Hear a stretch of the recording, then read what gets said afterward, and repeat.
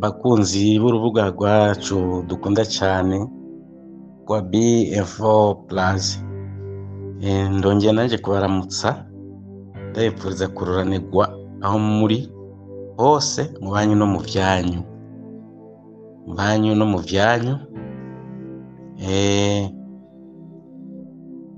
mu byerekeranye n'ibiganiro byacu tujya twibukanya twongera tudushyikiriza mu bijyanye n'izi ngwano zirimo kubera mu gihugu cya Congo.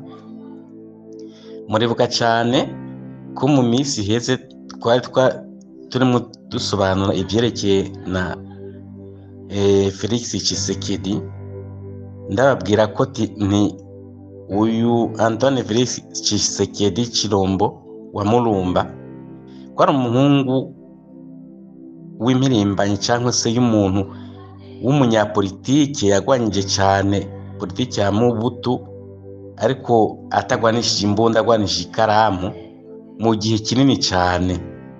Bisobanura ko nk'uko tuvuga ngo isase riva ku cyuma, uyu Felix Tshisekedi nawe yakuriye mu ruganda cyangwa se mu ihinguro rya politiki. Abantu benshi bari maze iminsi bavuga ati kwese ko acecetse, ko atavuga, ko atareyajiza, ko atakintu akora. Ubu namwe murabona agakere yari arimwo, ibyo yarimwo ukuntu avyubukanye, kubera Uburundi nabwo buramufashe cyane muri ibi na biriya, ariko ahanini cyane mu vyerekeranye n'ibya gisirikare n'ubutasi cyangwa se n'iperereza. Burundi rero twishime kandi dutambe kuko intsinzi iri hafi.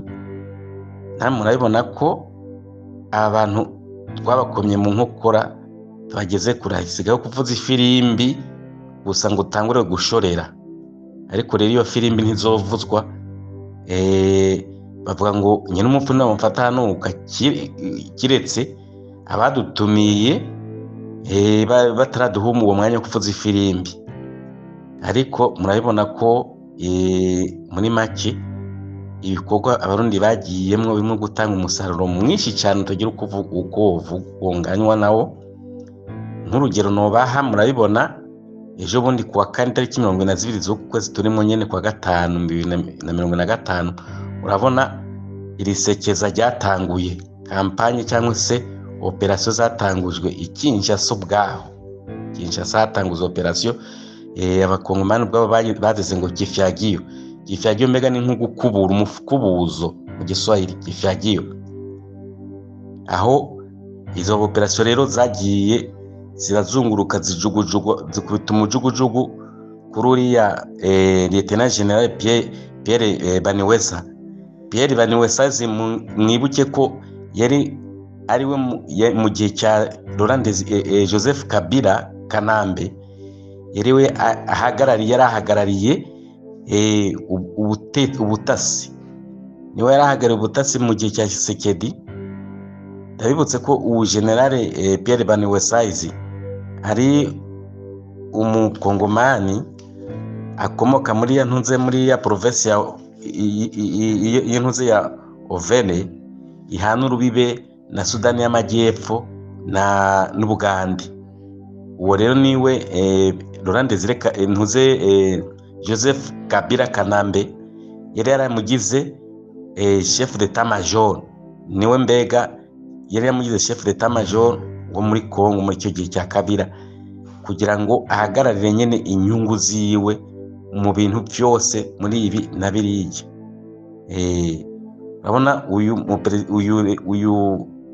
mugabo yari yafashwe, yari umuntu akomeye cyane mu gisirikare cya Kabila, agakomezwa n'ukuntu Kabila ariwe yaramugize umukuru ahagarariye abasirikare bose, kuvuga chef d'état major, mu kugira ngo ahagararire inyungu za Kabila.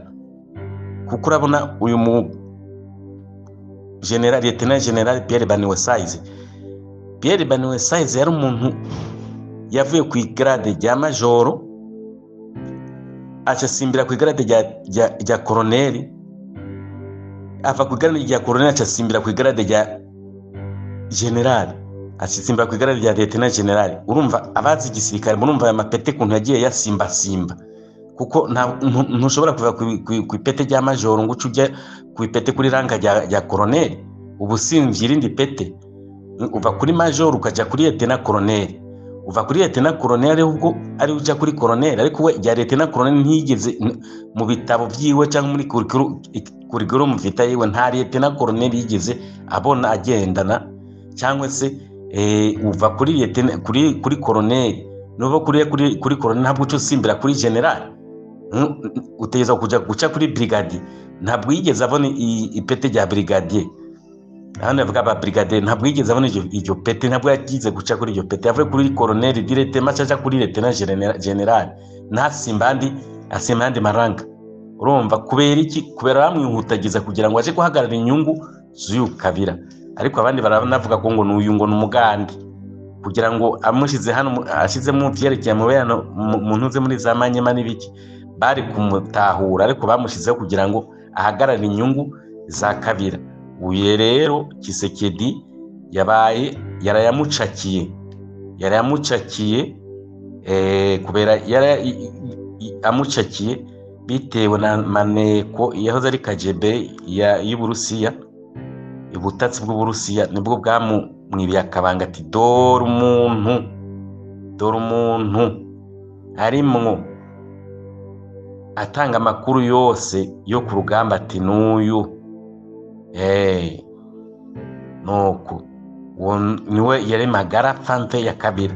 Bamaze kumucakira atangura rero kumubaza, kuko bamaze kumucakira bamusanze amasakoshi amavarizi 6 yuzuye amafaranga, ariko ngo yaraje Kinshasa ngo gusaba ngo untuze uburyo bwo kugira ngo kwivuza hanze mahanga. Noneho contre intelligence maze gukora ikerekeye akazi kayo basanga yari yivya amafaranga yaracikanye ya Kabila ngo ajyane Goma, ngo baba baramucakiye. Uko ubutatsi bavuga ko ubutatsi bw'Uburusiya n'Abanyamerika bari babifashijemo Kabila, kubera ari amasezerano Kabila agiranye n'Abanyamerika ngo yo kumuha umutekano nabo ngo bakabahango biriya birombe. Ubwo yaracakiwe rero ajyanwa rero mu ntuze muri contre intelligence, nibo barimo bareba ivyiwe, bamusangamo amakuru ngo menshi,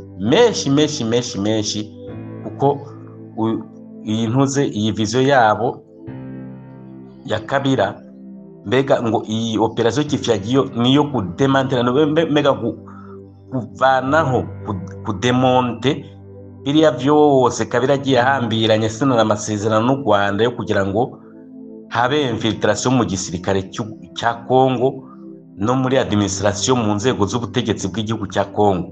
Niyo rero operation yatangujwe ku munsi wa 22 zo kunyene kwezi turi mu mwaka wa 2025.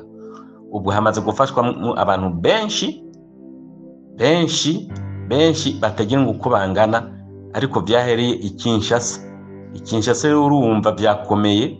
Wa muntu wavuga ngo nigijuju mwabonye ivyo yarimwo, yabazungurutse arabazunguruka aratanga kubacakira, barimo bose ba officier supérieur, barimo bakorana n'umwasa bamuha amakuru kugira ngo mbega mu gisirikare byo gutsinda mu gisirikare ubanza muri intelligence ubutasi banze kubatata babafate bose bababohe. Noneho wa mwatsi yazatsatera abone n'amakuru yiyaja. Urabona ko urugamba nabo rwabadindiranye kubera babuze ukuntu batanga amakuru, babuze ukuntu bahava, babuze ukuntu babasanga biwabo. Noneho bakajya babafata abandi akaruho naho bavugira amakuru mugira batanga amakuru akabona baraziritswe.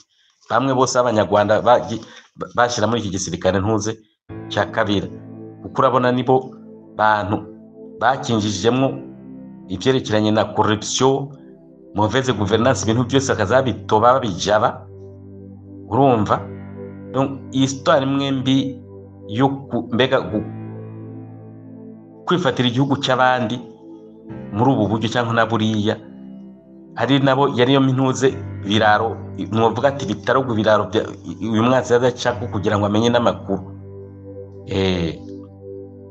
Urumva ibyo byose byavuye rero inyuma y'inama service ya intelligence y'ubutatsi bwa Kongo ifatanyije n'u Burundi, Abarusiya n'ibindi bihugu bishyigikiye Kongo muri urugamba irimo, kuko burya si Kongo yonyene ahabisemwo inyungu, bose bari mu rugamba wo kumufasha mu buryo na buriya.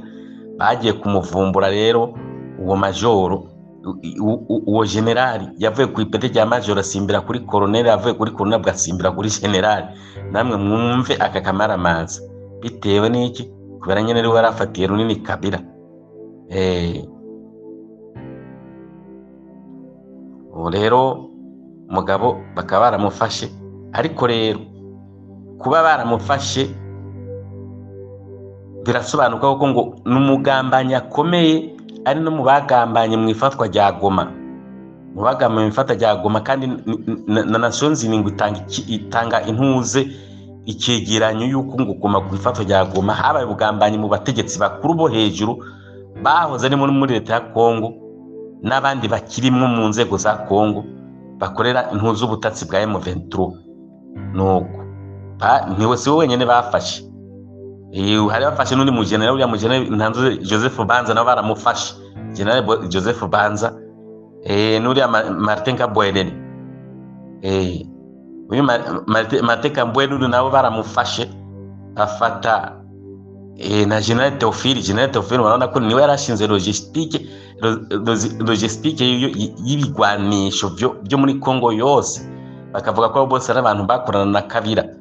Bafata n'umugore, kandi n'umugore w'umuntu w'umutaliyano kazi, yari une femme d'affaires yakorana mu nyungu za Kabila. Baca bafata benshi barabafashe, bafashe uriya ntuze General Theophile, we yarashinzwe logistique. Bafata uyu Martin Kabwelele nawe yarashinze intuze ibi ntuze muri auditeur militaire, iyo bashinzwe ba Joseph Mbanza, bari aba general bose bisaza bya kera, byose babifasha basanga nabyo byakorananye na ntuze na M23, bisanzwe ngo n'amabanga benshi babasanganye. Nuko rero abo bose baraboshwe ngo bategereje kugira ngo bajanwe mu butabe ntuze mu butegetsi, kugira ngo barebe ukuntu bafata, kuko babafunga babakatire. Kuko iyo umuntu afashwe urafatwa ukagirizwa, wagirizwa ukisobanura, wabona udatsinzwe, noneho inkiko tribunal zikagukatira intuze urubanza rwawe.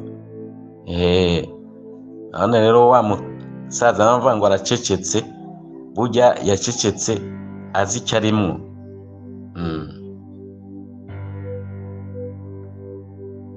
Avuga ati uyu Theophile we bamwagiriza ko afise uruhare runini cyane mu ifatwa rya Goma, ati kuko umuntu ashinzwe logistique, andaka umuntu ashinzwe logistique bafatikanyije n'abantu ze ba Theophile Banza, n'aba bose bakora mu gisirikare ntuze cya Kabila bashinzwe ubutasi, byafisemo uruhare rw'icwa ry'umujenerali bitakiri mwami, yari guverineri w'Igoma n'ifatwa rya Goma. Ati kuko Goma 40% arsenal ya Kongo y'ibigwanisho Kongo itunze niyo byari biri, ni kubera iki gisagara nk'icyo cyofatwa 40% by'ibigwanisho by'igihugu kizima cyose byari biri muri Kongo bigafatwa, mwe atacyo bigeze bakora, atanicyo bigeze baburira, atanicyo bigeze bakora.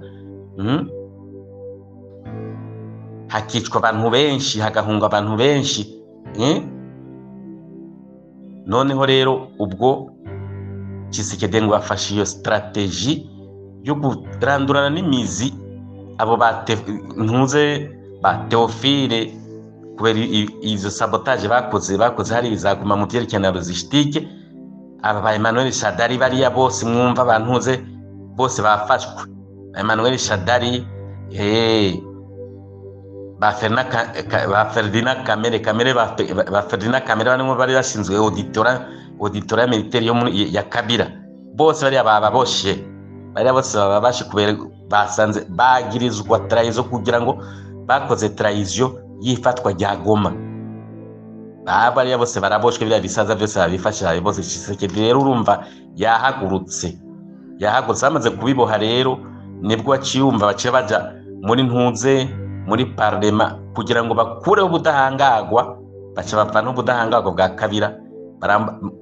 mu kubazenguruka urumva ukuntu babazengurutse barabazengurutse bamaze kubafata abo bantu bose bari gutanga amakuru y'ibirimo birakorwa ntuze muri guverinoma y'umusaza nyakubahwa Felix Tshisekedi bose baraboshwe barabifashe Kabila bamaze kubifata baca baja muri parlement bishimikije ya ntuze ya nzira ya ministre ya justice uyu Christian Mutamba yabahaye uriya Christian Mutamba ujya n'umwana muto cyane bisaka 37-38 yahaye kugira ngo bige ikibazo bajye gutora mwibwirwa abadepite bavana ubudahangarwa kuko bamuhaye ngo ubudahangarwa ubuzima bwiwe bwose bwa Kabila kuko babivuga kuva na kera ko we ashyigikiye M23 abantu bakavuga ati ni politiki ariko Tshisekedi kubera afise ubutatsi bugera kure cyane kuko bujya Kongo igihugu ufise amafaranga ufise byose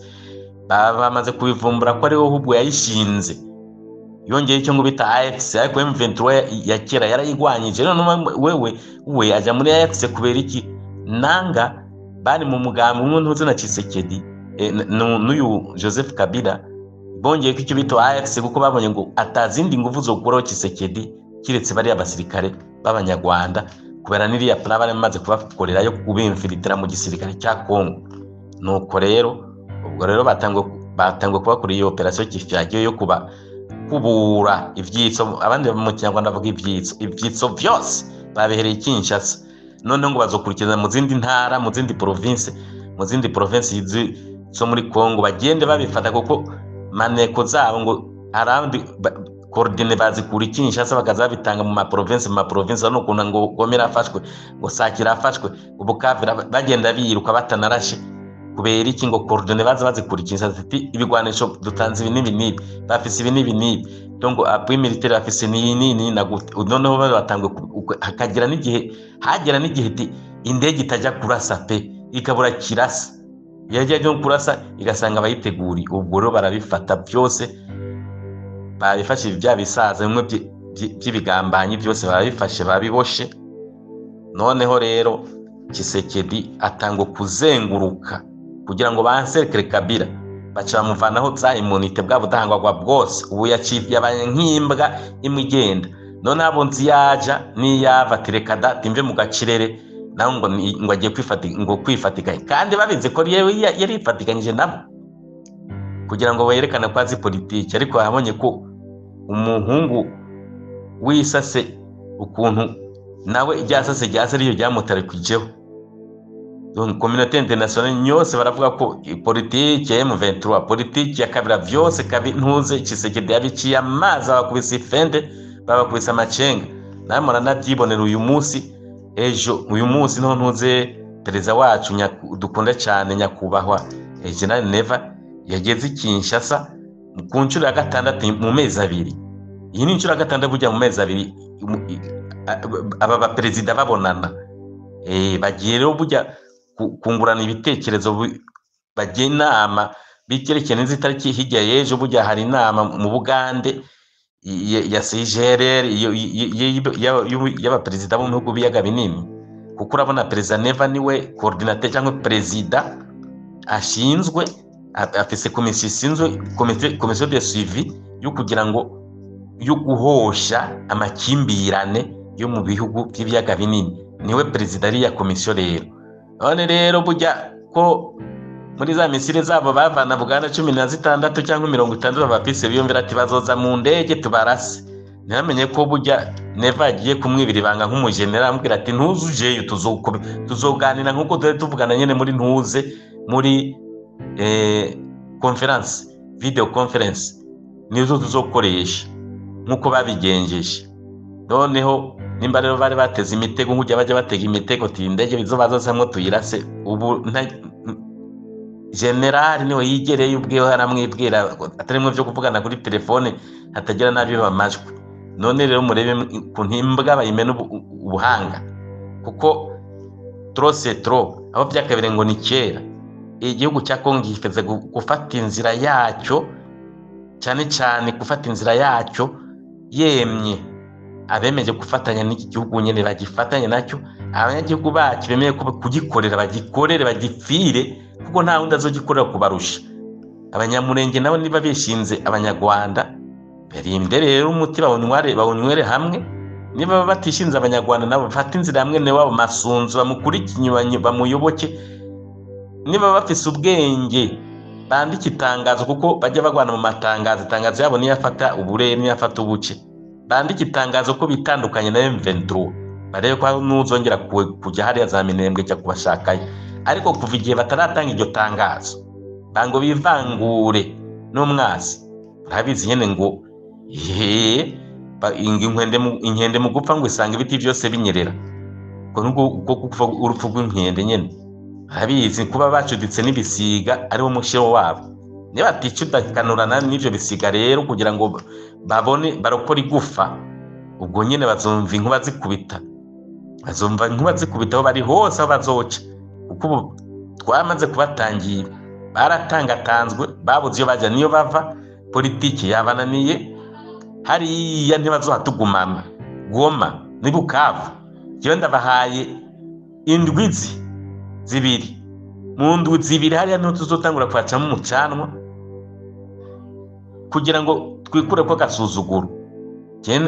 Ibyose biza biba ndabivuga, nari narabivuze nti uyu Kabila aya masezerano yasinye y'intuzi yo kugira ngo acengeze aba bantuze abanyarwanda, yari plan yo kugira ngo Kongo bayifate yose. None rero iyo plan yarabananiye biyumvira ngo ni cya gihe cya kera bo gufata ahantu kwaba kuhagera gusa, bahageze ubwo baba bahafashe.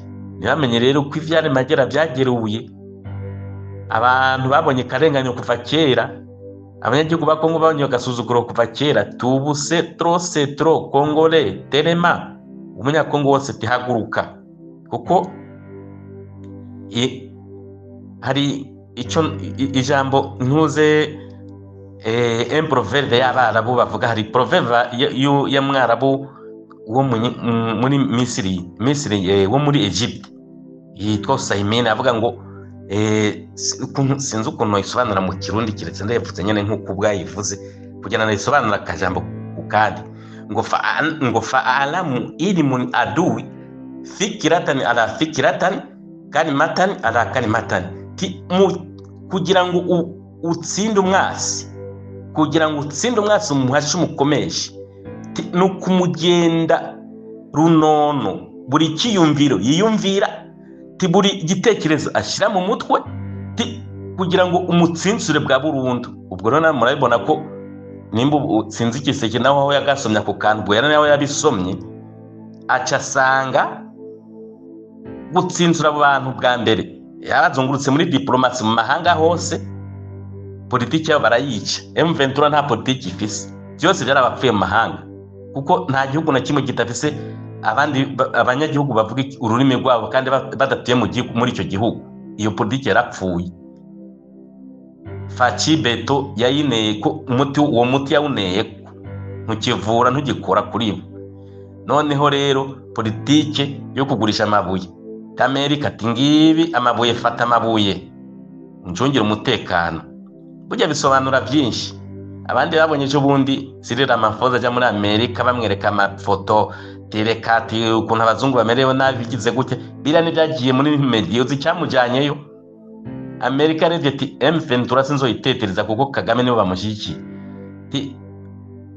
Ninamuha umugongo Kiseke amabuye azohaba Rusiya ahe n'Abashinwa, kandi bazobavanayo hariya bari abashyigikiye yose birutse. Amerika burire mu iburimbwa n'imbwebwe terekane burya mwenye n'imbugita no yofashe ku kirindi tivugana nanye n'imbugita nanjye arigiye zomanyurira.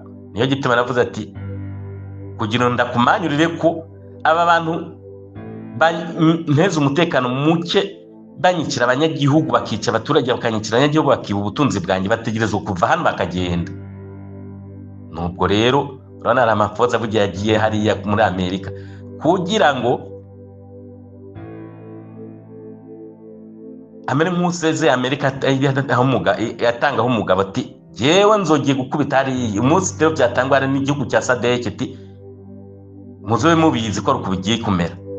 Amerika bujyana n'abasirikare zozana hari Amerika izokoresha politiki y'abasirikare bari hariya ubu nibaha ingufu barandurana n'imizi bumbafu bayirandura n'imizi, kuko umurundi yarahagurutse ikibazo rero bafise hariya nuko umurundi yahagurutse ari determine, umukongomani wariye umunyagihugu nawe yarahagurutse ni determine, amaze igihe amezi 2, 3, 4 atozwa mu bya gisirikare. Burya umuntu agenda n'umusirikare abagenda nyine abona amataktike n'amantuze yose bagenda bakora, kugira ngo ubu rero iyo Wazalendo hanahageze avuga ngo ni mercenaires zahaje, byarabacanze, byarabayobeye, byarabaye za ntuze za force zabo special force baza bariya kubaforoma n'amafaranga menshi. None bavuga ati kuntu barimo bicwa n'impunyu n'amafaranga yose tirekada, ubu benshi niyo barizagoma na Bukavu bacunze ngo imitekano yabo bategetsi babo. Abategetsi babo rero bagirana n'amanama ngo ntibakiyakorera Bukavu na Goma, bose bajya kuyakorera Gisenyi, bajya kuyakorera Gisenyi, kuko ngo kuva Masunzu yaje hariya muri Nord nta mutegetsi n'umwe ya M23 akiri ntuzi igoma bose, kuko komande ya Sidi Kivu bayihaye uyu makanika, uyu yasimbuye makanika uyu ntuze w'umunyamurenge, ngo colonel w'umunyamurenge niwe baye komande ya Sidi Kivu.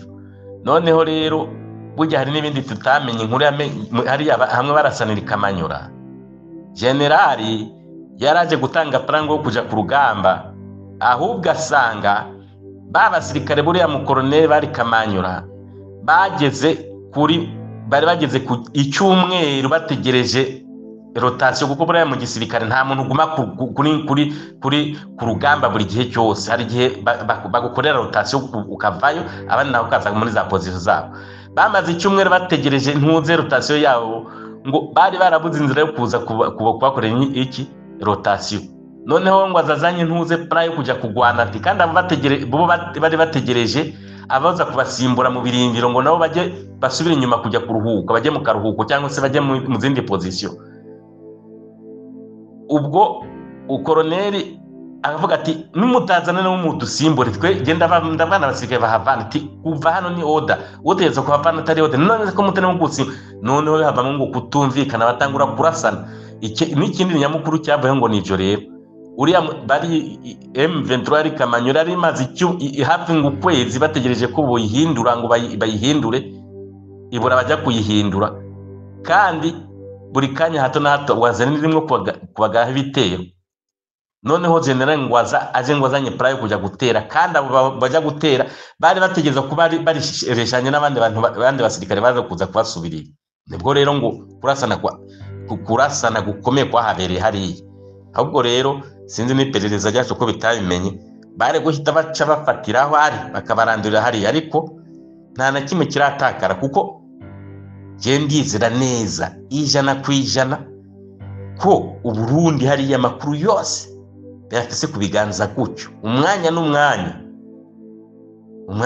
no kubarandura no kubatikura. Nicyo rero nashaka kugira ngo dusangizanye abatari bazaye amakuru namwe muyamenye, kandi nk'abantu nshimira abumviriza n'abakunzi bose b'uru rubuga, abaruterera mu buryo ubu cyangwa ubundi, n'abandi bose boba bashaka kwifatikanya n'uru rubuga, kanatsinda abanyene urubuga, abamenyesha amakuru n'abasesanguzi baratanze umurongo, baratanga inzira ngo amarembo aruguruye kuri bose, uko mwokwisanga mukinjira ngo murakaza muri isanga ngo muri wanyu. Nanjye rero nkabamereje hano aka kana nifize kugira ngo dusangire, ndabashimira ngo muroranigwe mu banyu no mu byanyu. Imana ibahe imigisha n'imihezagiro. Murakoze.